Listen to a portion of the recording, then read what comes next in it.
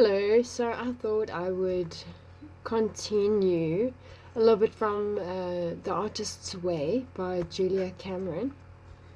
And yeah, okay, so I'm just going to jump right into the next section. And it starts with the basic tools. There are two pivotal tools in creative recovery: the morning pages and the artist date. A lasting creative awakening requires the consistent use of both. I like to introduce them both immediately and at sufficient length to answer most of your questions. This chapter explains these tools carefully and in depth. Please read it with special care and begin the immediate use of both tools. The morning pages. In order to retrieve your creativity, you need to find it. I ask you to do this by an apparently pointless process I call the morning pages. You will do the pages daily through all the weeks of the course, and I hope much longer. I've been doing them for a decade now. I have students who have worked with them nearly that long and who would no more abandon them than breathing. Jenny, a writer-producer, credits the morning pages with inspiration for her recent screenplays and clarity in planning her network specials. I'm superstitious about them by now, she says. When I was editing my last special, I would get up at 5 a.m. to get them done before I went into work. End quote. What are the morning pages? Put simply, the morning pages are 3 pages of long handwriting, strictly stream of consciousness. Quote, "Oh, another morning. I have nothing to say. I need to wash the curtains. Did I get my laundry yesterday? Blah, blah, blah." End quote. They might also, more ingloriously, be called brain drain, since that is one of their main functions. Okay, then she shares a couple of quotes. Here's one by Ingrid Bengi, or Benges. "Words are a form of action capable of influencing change." One by Anne Wilson Schaef. "You need to claim the events of your life to make yourself yours." There is no wrong way to do morning pages. These daily morning meanderings are not meant to be art or even writing. I stress that point to reassure the non-writers working with this book. Writing is simply one of the tools. Pages are meant to be simply the act of moving the hand across the page and writing down whatever comes to mind. Nothing is too petty, too silly, too stupid, or too weird to be included. The morning pages are not supposed to sound smart, although sometimes they might. Most times they won't, and nobody will ever know except you. Nobody is allowed to read your morning pages except you. And you shouldn't even read them yourself for the first 8 weeks or so. Just write 3 pages and stick them into an envelope. Or write 3 pages in a spiral notebook and don't leaf back through. Just write 3 pages and write 3 more pages the next day. September 30th, 1991. Over the weekend for Dominica's biology project, she and I went bug hunting on the Rio Grande at Pot Creek. We collected water crawlies and butterflies. I made a crimson homemade butterfly net that was quite functional, although dragonflies eluded us to our dismay. We did not catch the tarantula rolling down the dirt road near our house. We just enjoyed spotting it. Okay.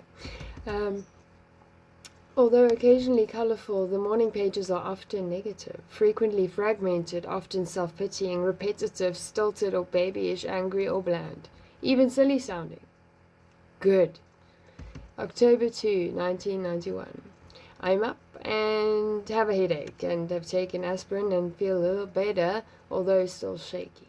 I may have that flu after all. I'm getting to the bottom of a lot of unpacking and still no teapot from Laura, who I'm sorely missing. What a heartbreak. ... All that whiny, petty stuff that you write down in the morning stands between you and your creativity. Worrying about the job, the laundry, the funny knock in the car, the weird look in your lover's eye. This stuff eddies through our subconscious and muddies our days. Get it on the page. The morning pages are the primary tool of creative recovery. As blocked artists, we tend to criticize ourselves mercilessly. Even if we look like functioning artists to the world, we feel we never do enough and what we do isn't right. We are victims of our own internalized perfectionist, a nasty internal and eternal, I beg to differ, critic, the censor, who resides in our left brain and keeps up a constant stream of subversive remarks that are often disguised as the truth. The censor says wonderful things like, in quote, "You call that writing? What a joke. You can't even punctuate. If you haven't done it by now, you never will. You can't even spell. What makes you think you can even be creative?" And on and on and on. Make this a rule. Always remember that your censor's negative opinions are not the truth. This takes practice. By spilling out of bed and straight into the page every morning, you learn to evade the censor. Because there is no wrong way to write the morning pages, the censor's opinion doesn't count. Let your censor rattle on, and it will. Just keep your hand moving across the page. Write down the censor's thought if you want to. Now, note how it loves to aim for your creative jugular. Make no mistake, the censor is out to get you. It's a cunning foe. Every time you get smarter, so does it. So you wrote one good play. The censor tells you that's all there is. So you drew your first sketch. The censor says it's not Picasso. Think of your censor as a cartoon serpent, slithering around your creative Eden, hissing vile things to keep you off guard. If a serpent doesn't appeal to you, you might want to find a good cartoon image of your censor. Maybe the shark from Jaws, and put an X through it. Post it where you tend to write or on the inside cover of your notebook, just making the censor into a nasty, clever little character that it begins to pry loose some of its power over you and your creativity. Okie dokie. And a couple more quotes.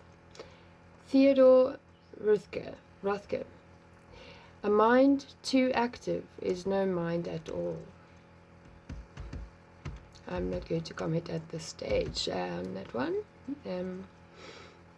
Okay, Eudora Welty, interesting names. The events in our lives happen in a sequence in time, but in their significance to ourselves, they find their own order, the continuous thread of revelation. That's very nice.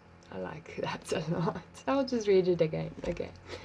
The events in our lives happen in a sequence in time, but in their significance to ourselves, they find their own order, the continuous thread of revelations. Yo, that's nice. I love that. It's good. I like it. Okay. More than one student has tacked up an unflattering picture of the parent responsible for the censor's installation in his or her psyche and called that his or her censor. The point is to stop taking the censor as a voice of reason and learn to hear it for the blocking device that it is. Morning pages will help you do this. Morning pages are non-negotiable. Never skip or skimp on morning pages. Your mood doesn't matter. The rotten thing your censor says does not matter. We have this idea that we need to be in the mood to write. We don't. That's actually very true. It's amazing how that gets forgotten. Morning pages will teach you that your mood doesn't really matter. Some of the best creative work gets done on the days when you feel like that everything you're doing is just plain junk. The morning pages will teach you to stop judging and let yourself write. So what if you're tired? So what if you're crabby, distracted, stressed? Your artist is a child and it needs to be fed. Wow. Morning pages feed your artist child. So write your morning pages. 3 pages of whatever crosses your mind. That's all there is to it. If you can't think of anything to write, then write. I can't think of anything to write. Do this until you have full 3 pages. Do anything until you have full 3 pages. When people ask, why do we write morning pages? I joke, to get to the other side. Well, they think I'm kidding, but I'm not. Morning pages do get us to the other side of our fear, of our negativity, of our moods. Above all, they get us beyond our censor, beyond the reach of the censor's babble we find in our own quiet center, the place where... I didn't read that very well. Beyond the reach of the censor's babble. There should be a comma there. Sorry. We find our own quiet center, the place where we hear the still, small voice that is at once our creator's and our own. A word is in order here about logic brain and artist brain. Logic brain is our brain of choice in the Western Hemisphere. It is this categorical brain. It thinks in a neat, linear fashion. As a rule, logic brain perceives the world according to known categories. A horse is a certain combination of animal parts that make up a horse. A fall forest is viewed as a series of colors that add up to a fall forest. It looks at a fall forest and notes red, orange, yellow, green, gold. Logic brain was and is our survival brain. It works on known principles. Anything unknown is perceived as wrong and possibly dangerous. Logic brain likes things to be neat little soldiers marching in a straight line. Logic brain is the brain we usually listen to, especially when we are telling ourselves to be sensible. Here's another quote by M.C. Richards. Poetry often enters through the window of irrelevance.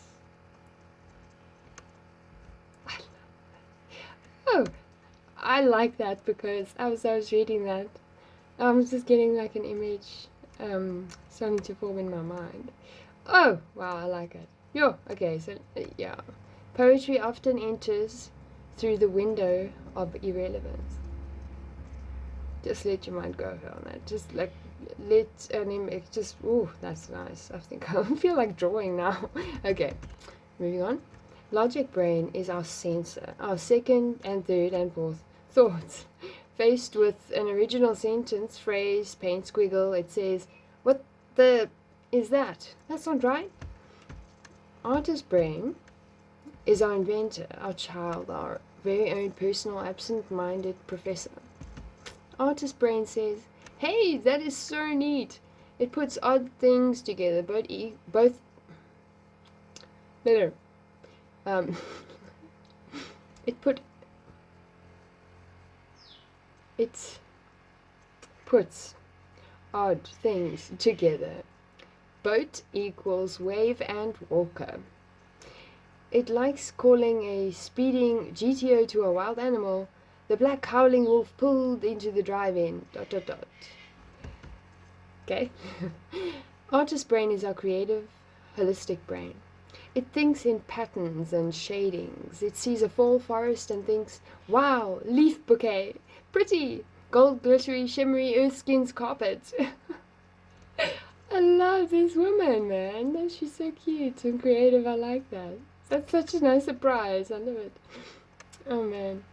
Artist brain is associative and freewheeling. It makes new connections, yoking together images to evoke meaning. Like the Norse myths calling a boat wave horse. In Star Wars, the name Skywalker is a lovely artist brain flash. Why all this logic brain, artist brain talk? Because the morning pages teaches logic brain to stand aside and let artist brain play. Don't know why that was the sound effect, but yeah, I think that's very important. I'm gonna actually start doing this. I think I'm gonna try it out at least. I mean, it's, as I'm reading this, it feels right. It feels like, well, I think I'm gonna try that, and I think I'm looking forward to trying that. And the sensor is part of our leftover survival brain. It was the part in charge of deciding whether it is safe for us to leave the forest and go out into the meadow. Our sensor scans our creative meadow for any dangerous beasties. Any original thought can look pretty dangerous to the sensor.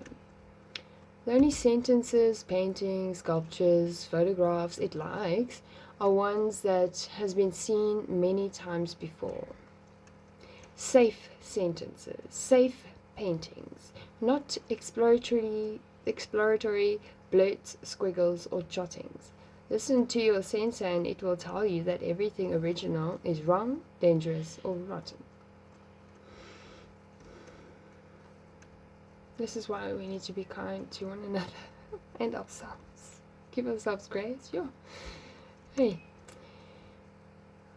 who wouldn't be blocked if every time you tiptoed into the open somebody, your sensor, every time, am I getting tired? No, okay. Who wouldn't be blocked if every time you tiptoed into the open somebody, your sensor, making fun of you? The morning pages will teach you to stop listening to that ridicule. They will allow you to detach from your negative sensor. It may be useful for you to think of the morning pages as a meditation. It may not be the practice of meditation you are accustomed to. You may, in fact, not be accustomed to meditating at all. The pages may not seem spiritual or even meditative, more like negative and materialistic, actually. But they are a valid form of meditation that gives us insight and helps us affect change in our lives. And we've got a quote here by Aaron, AA, Copland. Inspiration may be a form of superconsciousness, or perhaps of subconsciousness. I wouldn't know, but I'm sure it is the antithesis of self-consciousness. Oh man, that's so good. That is so good. Oh, praise the Lord. I mean, really, this is good. That was a good one. Yo, sure. God is so good. You know, like, it's amazing what gifts he placed in each one of us, and it's so lovely when you can spot that. And oh man, sure. Anyway, let's take a look at what we stand to gain by meditating. There are many ways of thinking about meditation. Scientists speak of it in terms of brain hemispheres and shunting techniques. We move from logic brain to artist brain, and from fast to slow, shallow to deep. Management consultants in pursuit of corporate physical health have learned to think of meditation primarily as a stress management technique. Spiritual seekers choose to view the process as a gateway to God. Artists and creativity mavens approve of it as a conduit for higher creative insights. All of these notions are true as far as they go. They do not go far enough. Yes, we will alter our brain hemisphere, lower our stress, discover an inner contact with the creative source, and have many creative insights. Yes, for any one of these reasons, the pursuit is a worthy one. Even taken in combination, however, they are still intellectual constructs for what is primarily an experience of wholeness, rightness, and power. We meditate to discover our own identity, our right place in the scheme of the universe. Through meditation, we acquire and eventually acknowledge our connection to the inner power source that has the ability to transform our outer world. In other words, meditation gives us not only the light of insight, but also the power for expansive change. Insight in and of itself is an intellectual comfort. Power in and of itself is a blind force that can destroy us as easily as bold. It is only when we consciously learn to link power and light that we begin to feel our rightful identities as creative beings. The morning pages allow us to forge this link. They provide us with a spiritual ham radio set to contact the Creator within. For this reason, the morning pages are a spiritual practice. It is impossible to write morning pages for any extended period of time without coming into contact with an unexpected inner power.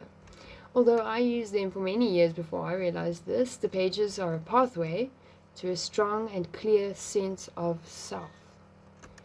They are a trail that we follow into our own interior, where we meet both of our own creativity and our Creator.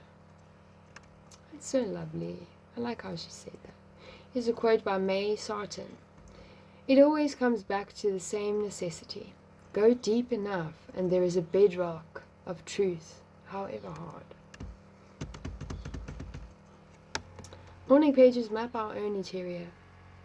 Without them, our dreams may remain terra incognita, unknown-minded. Using them, the light of insight is coupled with the power for expansive change. It is very difficult to complain about a situation morning after morning, month after month, without being moved to constructive action. The pages lead us out of despair and into undreamed of solutions. The first time I did morning pages, I was living in Taos, New Mexico. I had gone there to sort myself out. Into what? I didn't know. For the third time in a row, I'd had a film scuttled due to studio politics. Such disasters are routine to screenwriters, but to me they felt like miscarriages.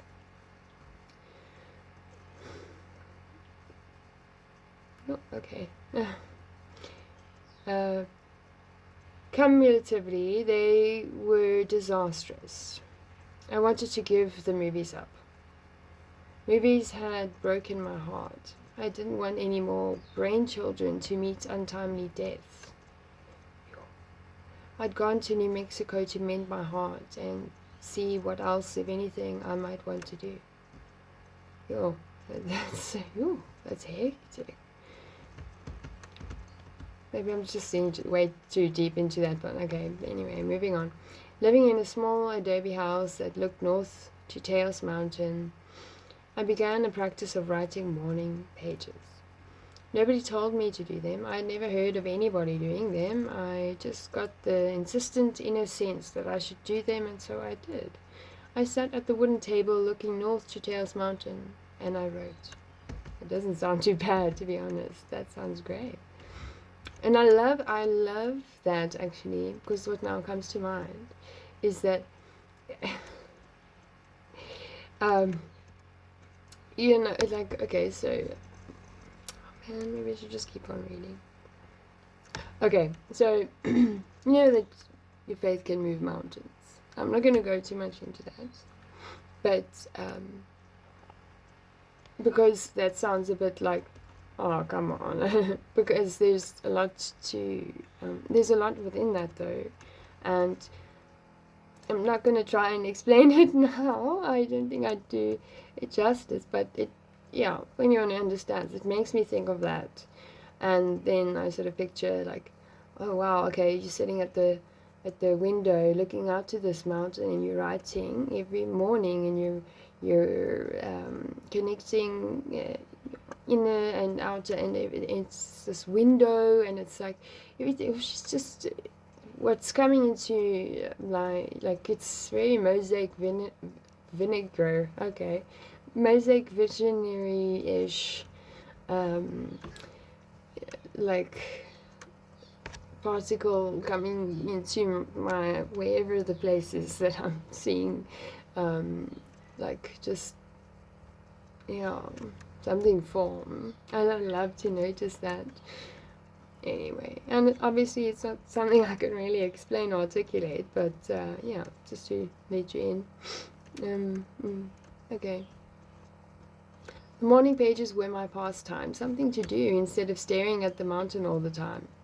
The mountain, a humpbacked marvel, different in every weather, raised more questions than I did. Wrapped in clouds one day, dark and wet the next, that mountain dominated my view and my morning pages as well. What did it, or anything, mean? I asked page after page, morning after morning. No answer. And then one wet morning, a character named Johnny came strolling onto my pages. Without planning to, I was writing a novel.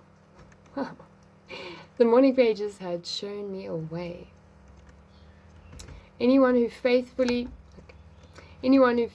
writes morning pages will be led to a connection with the source of wisdom within. When I'm stuck with a painful situation or problem that I don't think I know how to handle, I will go to the pages and ask for guidance. To do this, I write LJ as a shorthand for me, Little Julie, and then I ask my question. Here's a quote by Robbie Gass. Like an ability or a muscle, hearing your inner wisdom is strengthened by doing it. Another quote by Simone de Beauvoir, I think that's how you pronounce it. It is in the knowledge of the genuine conditions of our lives that we must draw our strength to live and our reasons for living. Okay. LJ. What should I tell them about this inner wisdom? Then I listen for a reply and I write that down too. Answer. You should tell them everyone has a direct dial to God. Bless this woman's heart, really. Okay. And all of you. Okay. And me too, also. Just everyone. No one needs to go through an operator. Tell them to try this technique with a problem of their own. They will. Sometimes, as above, the answer may seem flippant or too simple. I've come to believe that seem is an operative word. Very often when I act on the advice I've been given, it is exactly right. Far more right than something more complicated would have been. And so for the record, I want to say pages are my way of meditating. I do them because they work. A final reassurance. The morning pages will work for painters, for sculptors, for poets, for actors, for lawyers, for housewives, for anyone who wants to do anything creative. And that obviously that list goes on. I would extend that and say just everyone, anyone. Don't think they are a tool for writers only. Hooey! These pages are not intended for writers only. Lawyers who use them swear they make them more effective in court. Dancers claim their balance improves and not just emotionally. Oh wow, that's interesting. I want proof of that. I'm gonna organize something there. If anything, writers who have regrettable desire to write morning pages instead of just do them, oh, nice distinction, may have the hardest time seeing their impact. What they're likely to see is that their other writing seems to suddenly be far more free and expansive and somehow easy to do. In short, no matter what your reservation or your occupation, morning pages will function for you. Okay, so at this point, now I'm hearing what rhymes with morning pages. I can't help it. And so I just want to give a shout out to your channel. Please do yourself the kindness and go subscribe and like and check out the Friday Morning Nameless channel on YouTube. Do that, please. You will be blessed. And yeah, awesome. Great. Thank you for doing that. Okay. Amen. Timothy, a button-down, button-lipped curmudgeon millionaire, began writing morning pages with a skeptic's scorn. He didn't want to do them without some proof that they would work. The damn pages had no label, no Dun and Bradstreet rating. They just sounded silly. And Timothy hated silly. Timothy was, in street parlance, a serious player.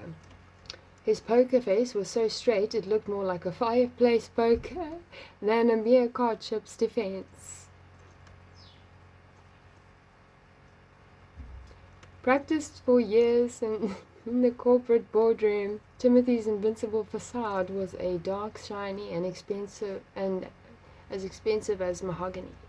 No emotions scratched the surface of this man's calm. He was a one-man monument to the masculine mystique. Oh, all right, Timothy agreed to the pages, but only because he had paid good money to be told to do them. Within 3 weeks, straight-laced, pinstriped Timothy became a morning pages advocate. The results of his work with them convinced him. He started, even before bed, to have a little creative fun. I bought guitar strings for this old guitar I had lying around, he reported one week. And then I rewired my stereo. I bought some wonderful Italian recordings. Although he hesitated to acknowledge it, even to himself, Timothy's writer's block was melting. Up at dawn, Gregorian chant on the stereo, he was writing freely. Sure. Wow, that's a beautiful testimony or witness statement. Not everyone undertakes the morning pages with such obvious antagonism. Phyllis, a leggy racehorse socialite who for years had hidden her brains behind her beauty and her life behind her man's, tried the morning pages with a great deal of surface cheer and an inner conviction that they would never work for her. It had been 10 years since she had allowed herself to write anything, and other than letters and bread and butter lists.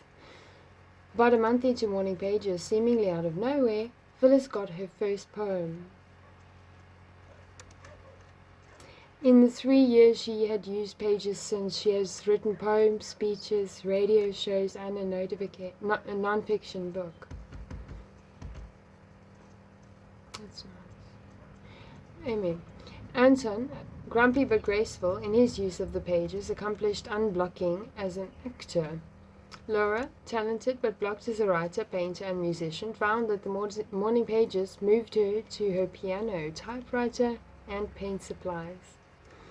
While you may undertake this course with an agenda as to what you want unblocked, the tools may free creative areas you have long ignored or even been blind to. Ingeborg, using the pages to unblock her creative writer, moved from being one of Germany's top music critics to composing for the first time in 20 years. She was stunned and made several ecstatic transatlantic calls to share her good news. Often, the students most resistant to morning pages come to love them the best. In fact, hating the morning pages is a very good sign. Loving them is a good sign too, if you keep writing even when you suddenly don't. A neutral attitude is the third position, but it's really just a defensive strategy that may mask boredom. A quote by Pablo Picasso: "Painting isn't just another way of keeping a diary." That's cute. Walter Meeks: "Experience, even for a painter, is not exclusively visual." Stephen Nachmanovich: "The most potent muse of all is our own inner child."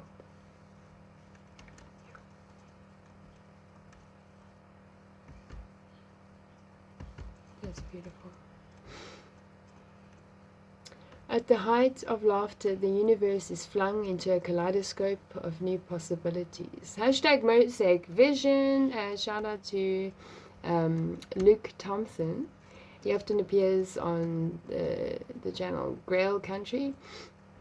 And he's super inspiring. Go follow, please, and like and show support. You will be blessed. Thank you. Okay, and that was a quote by Jean Houston. Boredom is just what's the use in disguise. And what's the use is fear. And fear means you are secretly in despair. So put your fears on the page. Put anything on the page. Put 3 pages of it on the page. Okay. Whew. And that was one of the 2 very, very essential and important tools. Okay, so I think I'll do separate videos for each of them. One of my legs is going slightly numb. Pins and needles. Anyway, I hope that you got something from this. I definitely did. At least,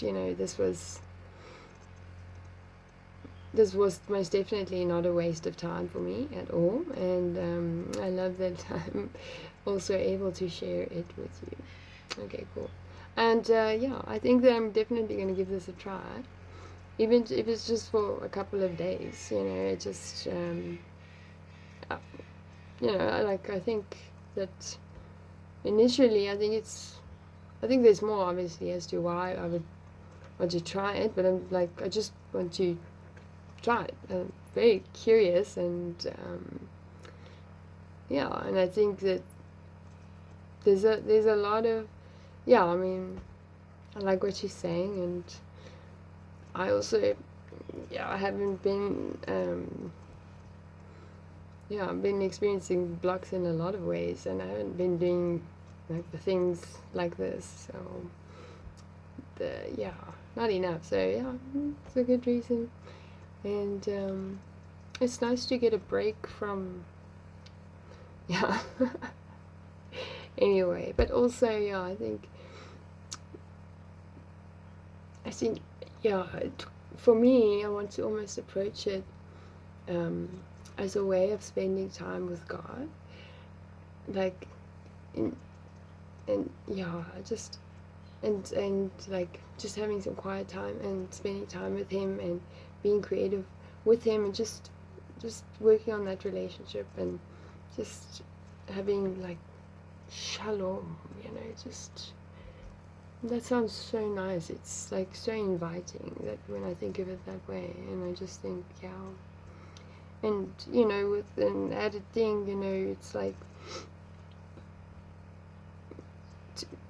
for me it's just I just feel that could be a nice thing to do, and in a way it's almost I think I'll carry on by myself and I'll just end the video. Okay, have a good Sunday, Monday, Tuesday, Wednesday, Thursday, Friday, every day, and thank you so much. There's little rocks here next to my laptop with little messages on them, and I think that I want to read them. And this is actually some lyrics from a song, that song, which is based off a scripture in the Bible. Challenge. I dare you to go find the scripture and the exact scripture reference, and you can comment that if you want. But anyway, the song is Joy in the Morning, and it was sung by Elevation, I think, and it's just honestly it was released this year. It's really, really lovely. So I'm pretty sure I've shared it so many times. So anyway, that's a beautiful song. Moving on. Anyway, just it has helped me. So anyway, a few lyrics. Hold on till you see the sun. There's new mercy every morning. Joy is on the horizon. Don't give up. There will be joy in the morning. And on this side, it says something very important, which is be grateful. And okay, I'm grateful for you, and looking forward to listening to input, or perhaps we can stir up a conversation, or maybe you have a response that you'd like to give, correction, feedback, whatever it is. Maybe you're inspired. I don't know. Anyway, so what's coming next is the second part of that, and that would be the artist date. Coming soon. Bye.